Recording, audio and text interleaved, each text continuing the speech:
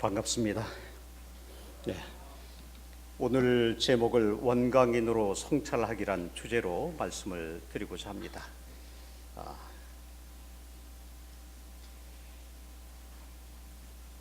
전체적으로는 이런 생각을 가져봤습니다. 원광인으로 어떻게 살아갈 것인가를 생각해 보면서 우리가 어려운 시대에 도전을 맞고 있고, 또 자신을 돌아보고 근본을 성찰하면서 이런 어려운 시대를 넘어갈 수 있는 지혜를 우리가 갖는 것이 중요하다. 그리고 그렇게 하기 위해서는 이론상의 진리를 깨달아서 인격을 양성하고 실천하는 것이 역시 중요할 것이라 생각이 됩니다. 그런 과정에서 심화기화하는 원광의 주인이 되자 하는 내용을 가지고 대체적으로 말씀을 드리고자 합니다. 우리가 항상 질문을 던질 때에 인류 역사가 시작이 되면서 모든 인류의 가족들이 역사, 시대를 만나면서 많은 도전을 겪어왔습니다. 또는 생존의 위협을 겪으면서도 그 도전을 이겨왔고, 그런 도전을 통해서 성장하기도 하고, 어떨 때는 로마의 문명처럼 멸망하기도 합니다. 현대를 살아가는 우리들 스스로도 새로운 어떤 도전과 그 도전을 넘어서기 위한 노력들을 현재 해나가고 있습니다. 우리가 잘 알다시피 대학의 위기 또는 교육 현장의 위기를 잘 알고 있고, 무한 경쟁 사회의 불질, 풍요와 더불어서 정신은 빈곤해지는 현상을 역시 경험하고 있습니다. 또한 남북한의 대립과 국제사회의 압박은 중폭되고 있죠. 한국과 일본과의 관계라든지, 그리고 그런 과정에서 어려운 것들을 우리는 경험을 하고 있는 것을 볼 수 있습니다.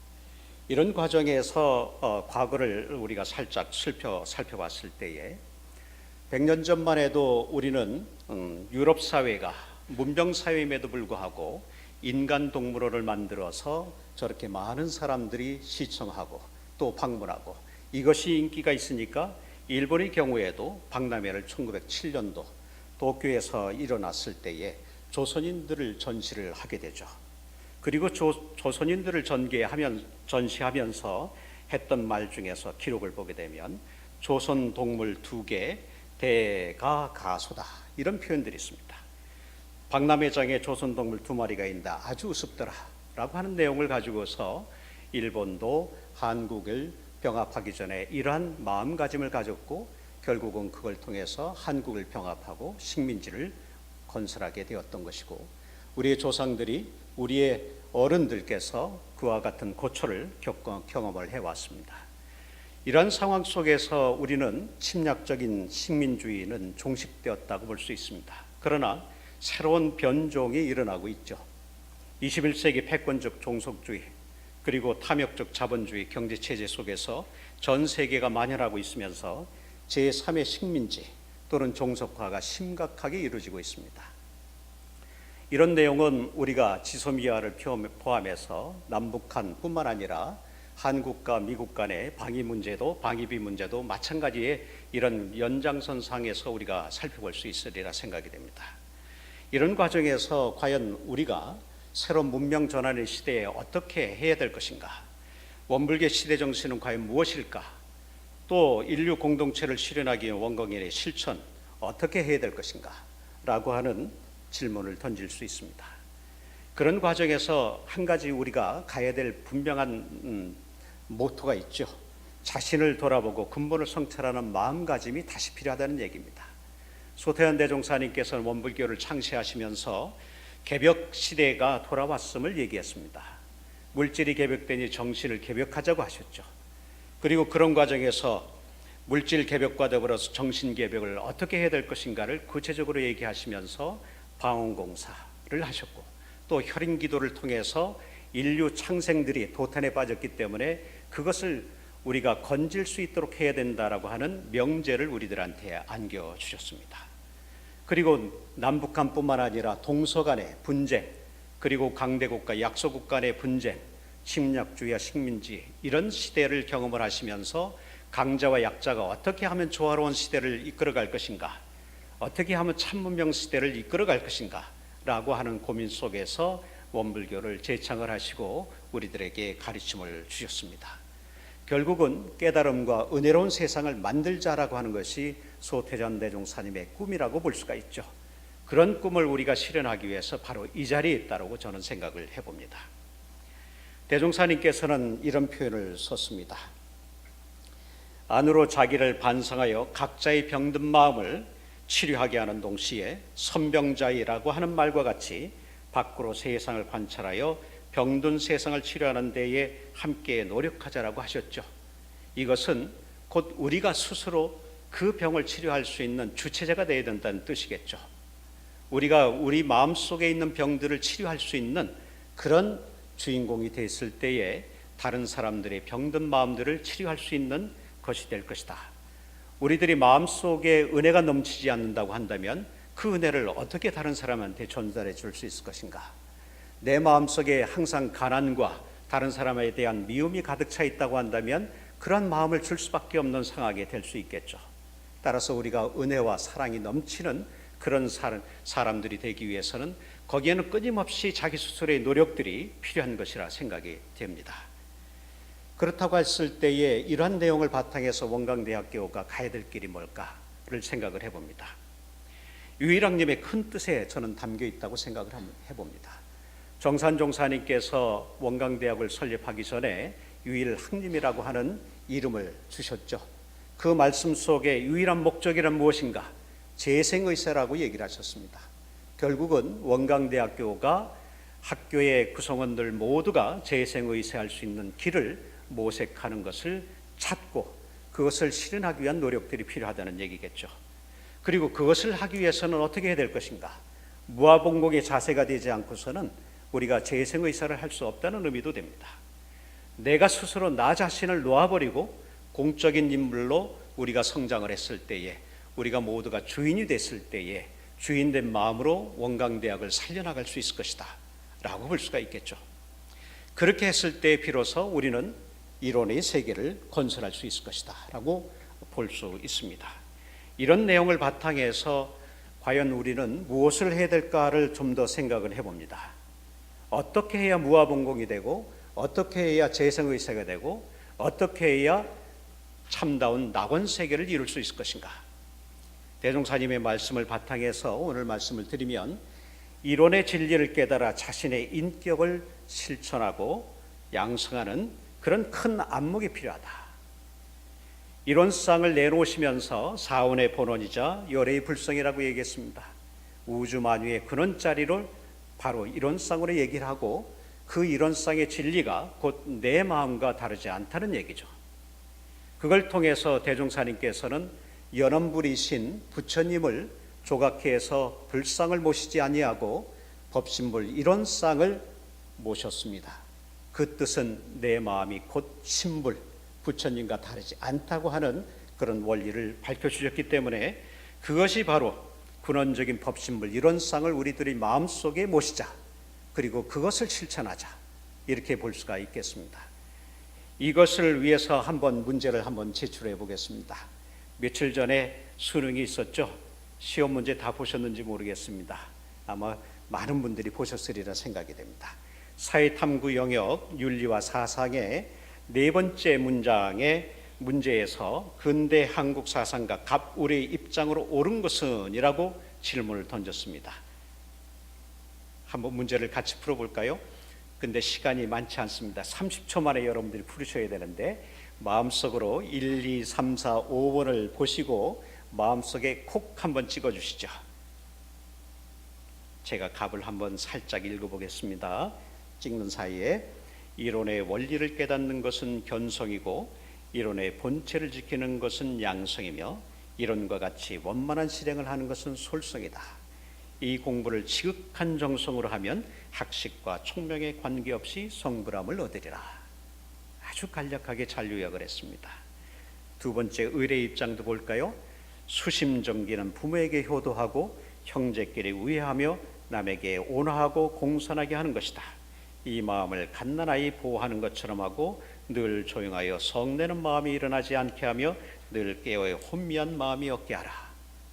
두 번째 의례 입장은 통학에서 얘기하고 있는 매우 중요한 수행의 과정이라 볼 수 있습니다. 마음속에 1, 2, 3, 4, 5 중에 찍으셨습니까? 총장님 몇 번 마음속으로 찍으셨는지 모르겠습니다. 마음속으로 1번 찍으셨습니까? 저는 처음에 3번일까도 생각을 해봤습니다. 수심정기 그러면 3번하고도 직접적으로는 연관이 없지만은 간접적으로 연결이 되거든요.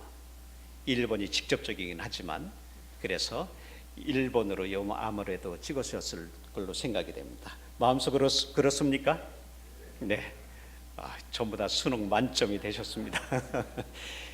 이렇게 해서 수능에서도 원불교의 진리관을 또는 수행관을 아주 명확하게 요약도 짧게 잘 해놓았어요. 그것을 통해서 원불교의 수행이 곧 일상생활과 분리돼서는 안 된다라고 하는 요지를 일본에서 얘기를 하고 있죠. 자, 이런 과정에서 우리가 한번 생각을 해보죠. 우리가 생각을 해볼 때에 과연 어떻게 우리가 내 마음속을 길러갈 것이냐라고 했을 때에 아침 이슬을 보게 되면 모든 생명들이 아주 초롱초롱하게 이슬을 먹고 자라는 걸 볼 수가 있죠. 내 마음속에도 바로 은혜와 생명이 가득한 그런 세상임을 자각하는 것이 중요하다. 대종사님께서도 깨달음을 얻으셨을 때에 첫 번째로 주신 말씀이 있습니다. 그것은 뭐냐면 내가 은연중 사은의 도움으로 깨달음을 얻었다라고 얘기를 하십니다. 스스로 독각하셨다는 표현을 하지 않으셨습니다. 따라서 모든 존재의 은혜가 함께 했기 때문에 내가 바로 깨달음을 얻은 것이다 라고 하는 부분을 얘기하고 있죠. 그래서 그런 마음을 바탕해서 우리가 가는 것이 중요하다. 양성이라고 하는 것은 어떤 것이냐? 내 인격의 키높이와 같다. 일원의 체성을 지키는 것, 항상 뚜렷한 자기 인격을 양성하자라고 말씀을 하시면서 유무초월한 자리를 관하고 마음의 거래의 자유를 얻고 마음에 기울어지지 않는 것이 바로 양성이다라고 기본적인 원칙들을 얘기해 주셨죠. 그리고 그것을 통해서 자아 실현의 과정들을 우리가 끊임없이 노력을 통해서 해나가는 것이 중요하리라 생각이 됩니다. 이것에 대한 비유로는 대종사님께서 이런 말씀을 하셨습니다. 아이가 커서 어른이 되는 것이다. 범부가 깨쳐 부처가 되는 것이다. 제자가 배워 스승이 되는 것이다. 이런 말씀을 통해서 1943년도 양력으로 5월 16일 야훼 때의 최우설법으로 그런 말씀을 주시죠. 결국은 우리가 아이가 커서 어른이 되는 것 같이 범부가 깨쳐 부처가 되는 것 같이 그런 마음을 양성하는 것이 중요하다라고 볼 수가 있습니다. 세 번째 솔성이라는 것은 다른 것이 아니라 공감의 원만한 실행이라고 생각을 해봅니다. 대종사님께서는 이런과 같이 원만한 실행, 모든 일을 오직 바르고 공변되게 처리하자, 무념행, 무착행, 중두행을 말씀을 하시면서 결국은 솔성이란 다른 것이 아니라 이론상의 진리를 내가 자각하고 그것을 길러내서 그것을 대중에게 또는 자기 스스로에게 실천하는 것을 말씀하셨다라고 볼 수 있습니다. 결국 진리나 사람이나 모든 사람들을 대할 때 마음과 마음이 소통되고 공감되어질 때에 바로 솔성의 공감의 실행이 가능할 것으로 생각을 해봅니다. 우리가 보통 지난해도 그렇지만 올해도 K-팝 열풍을 우리가 잘 알고 있습니다. 아시아를 넘어서 유럽까지 수많은 사람들이, 음악을 들은 사람들이 거의 5억 내지 6억 정도의 사람들이 이 노래를 들었죠. 왜 그것을 열광을 했을까라고 저도 보면서 이런 생각을 해봤습니다. 웸블리 공연을 한번 쭉 전체를 한번 봤었습니다. 얼마나 감동적인지 모르겠습니다. 웸블리 공연을 했을 때에 그 감동들이 나이가 70이든 어린아이든 청소년이든 공감하면서 유튜브에 자기가 공감했던 내용들을 올려놓는 것을 보면서 작은 것들을 위한 시라든지 맵 오브 더 소울이라고 하는 자기의 영혼의 마음의 어떻게 보면 지도를 그려서 보여준다든지 어려운 상황에서도 자기가 어떻게 하면 넘어설 수 있을까라고 하는 것을 얘기하면서 자신의 경험들을 얘기했기 때문에 공감대를 형성했다고 볼 수 있습니다. 바로 이와 같이 우리도 원불교가 세계 사람들한테 공감을 우리가 보여줄 필요가 있죠. 대산 손정 목사님께서 요한 바오로 2세를 만날 때도 대표로서 축사를 하고 환영을 하시면서 요한 바오로 2세를 맞이하셨죠.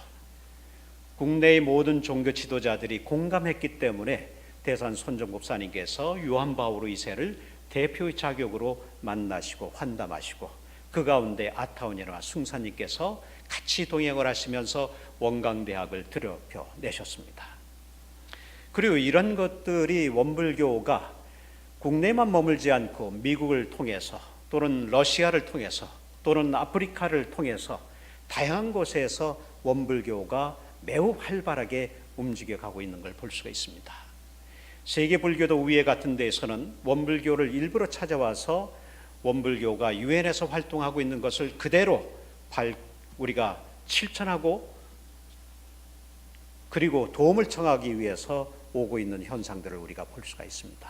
그만큼 원불교가 국내에 머물지 않고 세계 곳곳에서 역할을 하고 있다라고 하는 것을 볼 수가 있겠죠. 그렇다고 한다면 이런 그 상황 속에서 우리가 어떤 마음을 가지고 가야 될 것인가? 대종사님께 제자들이 질문을 하죠. 미륵불 시대가 들어왔을 때에 용화회상이 어떤 시대냐, 어떤 현상이냐. 그랬을 때 대종사님께서는 간단하게 답변을 하십니다. 서로 생불이 되어 제도하고 서로 부처의 권능 가진 줄 알고 집집마다 부처가 살게 된다라고 말씀을 하시죠. 결국은 원광대학교가 부처님들이 함께 사는 그런 세상을 만들어갈 필요가 있죠. 그렇게 하기 위해서는 우리가 어떤 소리를 낼 것인가도 역시 중요합니다. 몇 가지 유튜브를 했지만은 이 부분들은 다 보여드릴 시간은 없다고 생각이 됩니다. 소리를 내면서 그 소리에 따라서 다양한 움직임들이 다양한 형태로 이루어지고 있는 것을 우리는 볼 수가 있죠. 그리고 물은 알고 있다라고 하는 것도 오래전부터 You discuss me, 내가 나를 혐오할 때는 물의 형상이 위에 것과 같이 되지만 미안해, 정말 내가 그 부분에서는 미안해 라고 얘기할 때에 물의 영롱한 모습들을 우리가 볼 수가 있습니다. 그리고 너는 너를 미워해 할 때의 모습의 물은 위에 같은 것이지만 내가 너를 너무나 사랑해 라고 하는 사랑의 마음이 넘칠 때는 아주 찬란하고 영롱한 모습들을 볼 수가 있습니다. 마찬가지로 우리가 어떤 희망을 가질 때, 어려움 속에서도 희망을 가지고 그것을 실천해 나갈 때에 물의 모습은 매우 영롱하고 서로가 결속력 있게 아름다운 모습들을 우리가 형성해 나가는 걸 볼 수가 있습니다. 우리 몸이 가지고 있는 것이 거의 60%가 다 물이라고 합니다. 사랑의 마음을 우리가 갖출 때에 그런 마음들이 결국은 영롱한 오로라를 형성할 수 있으리라 생각이 됩니다. 우리들이 마음속에 기화하는 분위기, 그런 동기들을 만들어가는 과정이 매우 중요하리라 생각이 됩니다. 부처님을 모시는 마음으로, 배려와 공경하는 마음으로 나 자신의 마음키가 쑥쑥 자라면서 우리 모두의 희망과 행복을 갖고 가는 원광인이 필요할 것으로 생각이 됩니다. 이 부분은 오랫동안 생각을 하면서 그림을 그린 것인데 이걸 설명하기는 너무나 짧은 시간이기 때문에 다 설명을 못 드립니다. 그러지만 원상이라고 하는 그 자체가 도대체 뭐냐라고 했을 때 대종사님께서는 공원정으로 얘기를 하시고, 공원정을 다시 이제 수양적인 측면에서 얘기할 때는 양성과 견성과 솔성으로 말씀을 하시죠. 그 속에서는 어떤 것이 있냐면은 우리들의 열의 마음이 있기 때문에 그런 것이다. 부처님의 마음이 있기 때문에 그것을 양성하고 견성하고 솔성해야 된다. 그렇게 했을 때에 우리는 체성에 합하게 되고, 그것이 합하게 됐을 때 무시선의 무처선의 실천을 우리가 동하고 정할 때에 할 수 있을 것이다 라고 볼 수 있습니다. 여러분이 보는 왼쪽으로 봤을 때에 이론상의 진리는 다른 것이 아니라 모든 은혜의 근원자리다. 따라서 사원의 본원자리이기 때문에 그것은 다른 것이 아니라 공원정의 입장에서 봤을 때 청정법신불 그 자체이자 원만보신불 그 자체이자 바로 정화신불 그 자체이다.